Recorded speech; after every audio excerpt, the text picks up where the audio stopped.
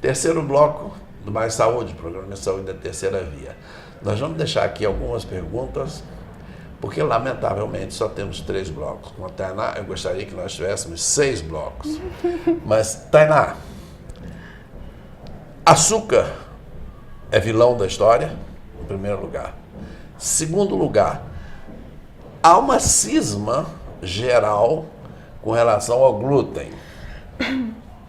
O glúten é um pouco demonizado, não é, pelos profissionais de saúde. E, em terceiro lugar, quando você fosse concluir, eu gostaria que você me respondesse a uma inquietação minha mesmo, e que eu li sobre isso algumas décadas atrás, mas que não temos mais material atualizado falando sobre isso. O que as mães comem determina o tipo de gosto que as crianças vão ter depois de nascerem?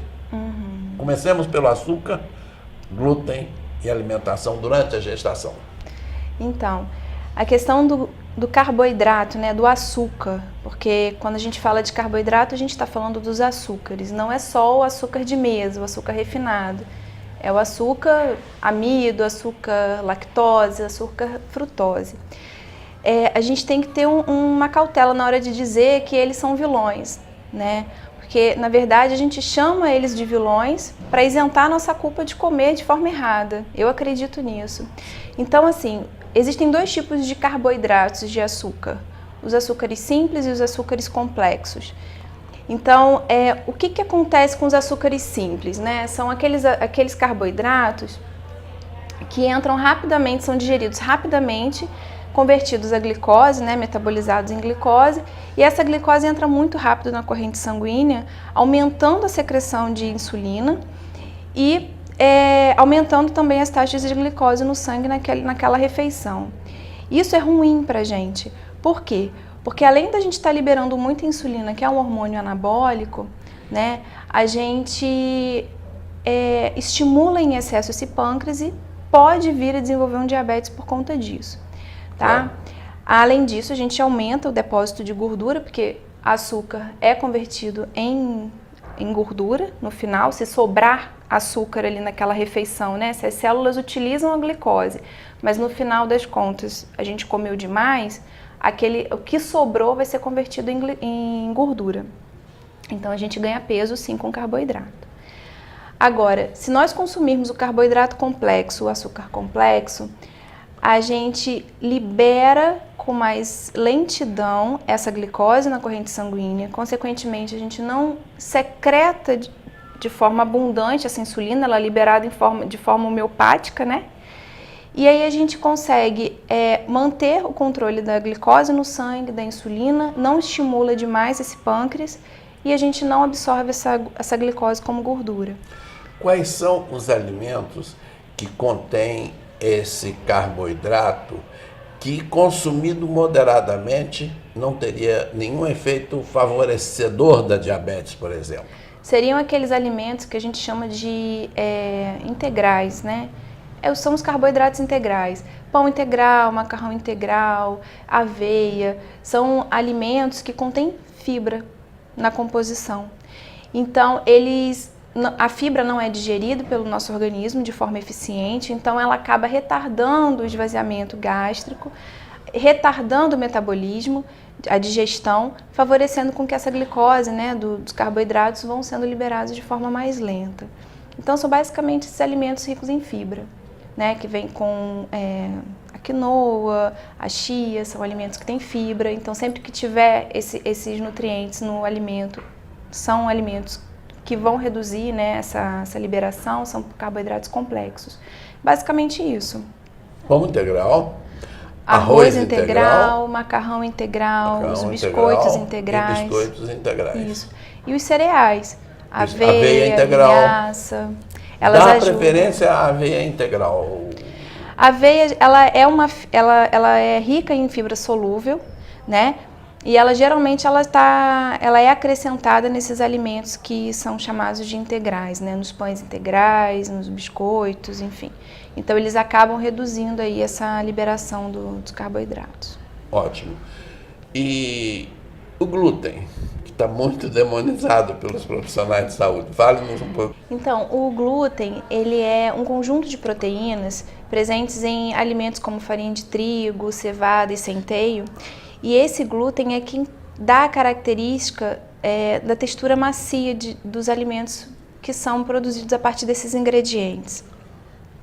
Existem duas proteínas desse glúten que podem causar efeitos negativos em alguns indivíduos, né, que é a glutenina e a gliadina. Essas duas proteínas, em alguns indivíduos que têm a doença celíaca, né, que é a doença da intolerância ao glúten, eles geram anticorpos contra essas duas proteínas. E aí você tem vários efeitos que esses pacientes vão apresentar, desde diarreia, desconforto abdominal, a dermatites, alergias. E essa doença celíaca ela é diagnosticada em consulta com um nutricionista ou um médico, né? Existem exames laboratoriais que são feitos, como o anticorpo antigliadina, que detecta essa intolerância ao glúten. E esses pacientes eles precisam restringir o consumo de glúten, de alimentos processados com farinha de trigo, centeio e cevada, né? O que acontece é que a doença celíaca, ela na verdade ela é um processo inflamatório, né? É uma doença autoimune, são gerados anticorpos, o corpo reage contra essa proteína e acaba acontecendo um processo inflamatório ali local daquele intestino, né? Daquela mucosa e também manifestações extraintestinais. E aí o processo inflamatório ele está muito em alta, né? Principalmente na linha de raciocínio da nutrição funcional. Então muitos nutricionistas hoje alegam que o glúten ele causa um processo inflamatório não só no paciente celíaco, mas também em outros pacientes. Que se manifestaria como, Tainá? Flatulências, Flatulências, abdominal. isso, constipação ou diarreia. Então, toda vez que o paciente ele ingere aquele alimento, ele pode ter algum desconforto abdominal associado. Então, hoje, na verdade, iniciou-se como uma dieta da moda, né? E as pessoas foram aceitando essa restrição ao glúten, foram optando por fazer uma alimentação sem glúten, justamente por isso, para diminuir o processo inflamatório, que muitas vezes o paciente nem tem. Mas como o fulano, ciclano, né, faz uso da dieta sem glúten, acaba também absorvendo. E muitos pacientes celíacos, principalmente no início, né, quando começaram a descobrir essa doença, eles emagreciam muito com a retirada do glúten. Mas, na verdade, quando você retira um alimento que é rico em carboidrato e você tem poucas opções de substituir aquele alimento, você acaba emagrecendo por restrição calórica também, né? Claro. E não somente por um processo inflamatório. Então, começaram a afirmar que o glúten, a retirada do glúten emagrecia. Então, por isso que virou uma dieta da moda. Só que os conselhos de nutrição, eles não recomendam que se retire o glúten da dieta de um paciente, a não ser que esse paciente ele tenha a doença celíaca, tá? Alguns pacientes não são celíacos, mas eles apresentam uma sensibilidade ao ingerir determinados alimentos à base de glúten. Então, no consultório, no tratamento individualizado com esse paciente, o nutricionista vai avaliar a necessidade de retirar esse alimento, mas não é indicado que se retire por conta própria o glúten, certo? Porque apesar de ser um alimento que pode desencadear uma doença inflamatória, né, como no celíaco, ele é fonte de proteína e ele é fonte de energia. Então a gente deve tomar cuidado na hora de retirar esse alimento aí de vez da alimentação. E retirá-lo é totalmente apenas nos casos dos pacientes que têm a doença celíaca. Isso, exatamente. Nós tivemos aqui hoje uma agradável reunião com a bacharel em nutrição, Tainá Teres, e ano que vem já formada em medicina. Agradecemos muito a sua presença, Tainá. Tenho certeza que os nossos telespectadores gostaram muito e aprenderam bastante com a sua didática. E eu termino te convidando para uma pizza. Uma pizza? Só se for de couve-flor, né, doutor? Mais saúde, programa Saúde Terceira Via termina aqui o seu terceiro bloco. Fique conosco durante a semana. Muito obrigado por sua audiência.